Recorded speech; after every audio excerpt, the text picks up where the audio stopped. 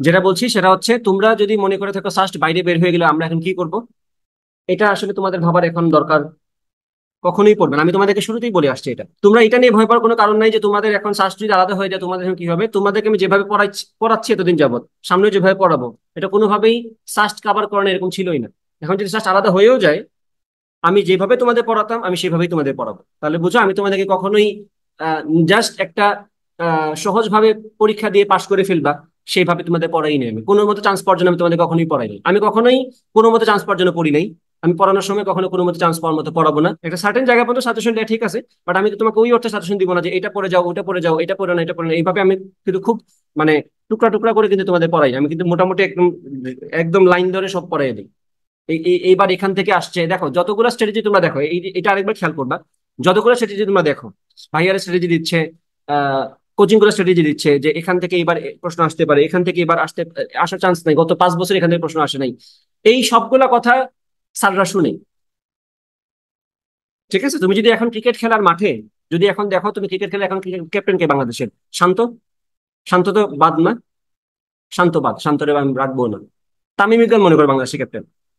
ঠিক আছে, এখন মনে করো অপোনেন্ট হচ্ছে মনে করো অস্ট্রেলিয়া। ঠিক আছে, ব্যাটসম্যান হচ্ছে মনে করো এখন তোমার ওই যে অনেক লম্বা ইনিংস যে খেলছিল এটা কে, ম্যাক্সওয়েল। ম্যাক্সওয়েল ব্যাটিং আছে, ম্যাক্সওয়েল আউট করা যাচ্ছে না।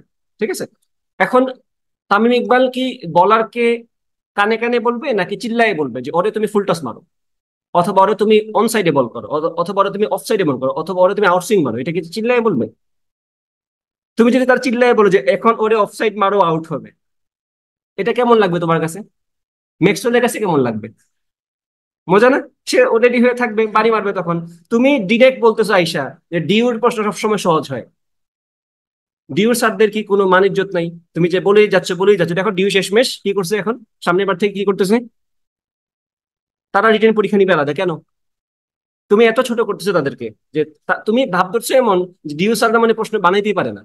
তারা যে তোমাকে এহসান করতেছিল যে তুমি যদি একটা স্টুডেন্ট হও যে মোটামুটি জিনিসপত্র বুঝে চান্স পেয়ে যাও, সময়ের মধ্যে আনসার করতে পারো, চান্স পেয়ে যাও, তোমার তো সেটা ভালো লাগে না, তুমি জাস্ট বলেই গেছো ডিউর প্রশ্ন তো কোনো ব্যাপারই না, ডিউর প্রশ্ন কোনো ব্যাপারই না। তো ব্যাপার না যাদেরকে বলতেছো, আমার আমার এখানে যদি এসে কেউ বলে যে আমার প্রশ্ন ব্যাপারই না, আমি তো পরে দিন তার হাঁটু ভেঙে দিব। প্রশ্ন দিয়ে, অবশ্যই, হকি স্টিক দিয়ে না। কন্টিনিউয়াসলি তুমি একটা ভার্সিটিকে এইভাবে ছোট করে যাচ্ছ, এটা কিন্তু সবাই করছে, তাই না?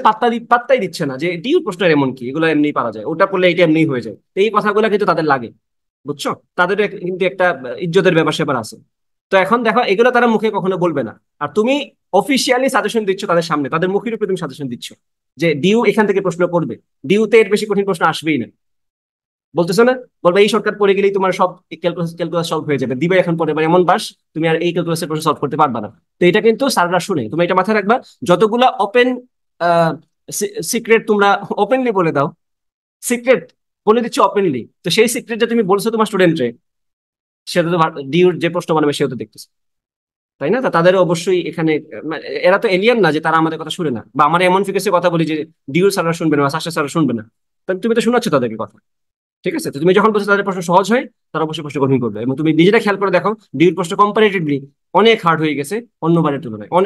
অনেক আগে, হ্যাঁ, অনেক কনসেপ্টের প্রশ্ন তারা করে কেন? কারণ তুমি যখন একটা স্টুডেন্টকে নিবা যে চিন্তা করতে পারে না, যে জাস্ট শর্টকাট কমন ফেলায় ক্যালকুলেটর স্কিল দিয়ে বা সামহাউ কমন ফেলে ফেলে চান্স পাচ্ছে, সেই স্টুডেন্ট থেকে তুমি পরবর্তীতে ভালো একটা গ্রাজুয়েট, ভালো একটা সায়েন্টিস্ট বের করা তোমার জন্য টাফ হবে, কারণ তো সে ওই ক্যাটাগরি স্টুডেন্টই না। তো স্বাভাবিকভাবে তারা দেখছে মানুষজন এখন কমন ফেলায় ফেলে চান্স পেয়ে যাচ্ছে। আগে একটা সময় ছিল যখন কমন ফেলানো টাফ ছিল, কারণ তখন মানুষের পড়াশোনার স্কোপ থাকতো না, সব নলেজ সবার কাছে ছিল না। তখন যারা আসলেই ধরো সাবজেক্টটা টপিকটা মোটামুটি বুঝছে, সে মাথা খাটায় আনসার করতে পারতো, সেটা ঠিক ছিল। বাট এখন তো সবাই সবকিছু পারে, এখন জিনিসটা ইজি হয়ে গেছে সবার জন্য। এবং তুমি বলেও বলতেছো যে এরা তো সহজ প্রশ্ন করে, তো স্বাভাবিকভাবে তুমি যখন বলবা সহজ প্রশ্ন করা, এটা এটা আরেকটা কথা। তুমি এবং দেখো ফেল কিন্তু প্রত্যেক বছর সেমই করতেছে, 10% পাস, 90% ফেল। কেন? কারণ তো এটাই যে বেশিরভাগ স্টুডেন্ট নিতে পারে না কিছু, আর যারা পারতেছে তারা অনেক কষ্ট করে পারতেছে এখন। বুঝতে পারছো? তো এই ব্যাপারটা একটু মাথায় রেখো আর কি তোমরা। না, এগুলো তো তুমি চাইলে এত সহজ চেঞ্জ করতে পারবে না, সবকিছু তো সময় লাগে। আর এখন এখন যাই হচ্ছে দ্রুত হচ্ছে, কারণ সময়টা তো অনলাইন, আগে তো এত এত দ্রুত সবকিছু পৌঁছাইতো না। আগে অনলাইনে অফলাইনে ভাইয়া কি বলছে, কেউ ক্লাসে শুনছে, কাছেই বের হয়ে গেছে। এখন একটা ভিডিও দিচ্ছে, সেটা সবাই শুনতেছে, তো সেই দেখতেছে তারা নিয়ে মানুষজন কি ভাবে। বুঝছো? সরকার পতনের সাথে সাথে অনেকগুলা স্বাধীনতা দেখতে পাচ্ছি আমরা, এবং আমরা এতে আশাবাদী। হ্যাঁ, সবাই স্বাধীন হয়ে গেছে। কে চায় এইভাবে থাকতে? ধরো ব্যাপারটা এরকম না যে তুমি তোমার বন্ধুর সাথে পার্টনারশিপ করছো মানে তোমার বন্ধু তোমার টাকা মেরে চলে যাবে। আমার এমন বন্ধুই নয় যে আমার টাকা মারবে, সে উল্টা আমার লসে পড়লে আমার টাকা দিয়ে যাবে। ব্যাপারটা শুধুমাত্র টাকা পয়সার লেনদেন বা এরকম না যে আহ এরকম না, ব্যাপারটা হচ্ছে এরকম যে যখন ধরো আমি আমার কোম্পানিতে একজনকে পার্টনার হিসেবে রাখলাম, পার্টনার থাকলো আমার একজন, তখন প্রত্যেকটা ডিসিশনে আমার তার সাথে কথা বলতে হবে। আমার স্বাধীনতা কিন্তু অনেকটাই কমে যাবে। ধরো আমার মন চাইছে আমি আমার সব টাকা, ব্যাংকে সব টাকা বের করে একটা স্মার্ট বোর্ড কিনে ফেলবো এখন, তা আমার বন্ধু থাকলে কি বলবে? বলবে তোমার নাই 2 টাকা ইনকাম, তোমার ব্রেঞ্চের ক্লাসে থাকে না স্টুডেন্ট, তুমি কিনবা স্মার্ট বোর্ড কেন? আরো 10 বছর যাক, স্টুডেন্ট আসুক, আগে আমার আউটপুট, আগে আমার স্টুডেন্ট আসুক, পরে আমি কিনবো। আমার হিসাব ডিফারেন্ট, আমি বলি আগে আমি ইনভেস্ট করবো, পরে আমি লাভ দেখবো, আমি লাভ দেখি দেখবোই না। তো এই যে এখানে একটা ঝামেলা হয়ে গেল না?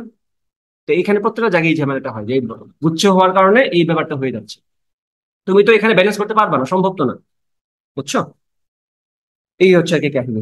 তো আলাদা হয়ে যাওয়াটাই বেটার আমার কাছে মনে হয়।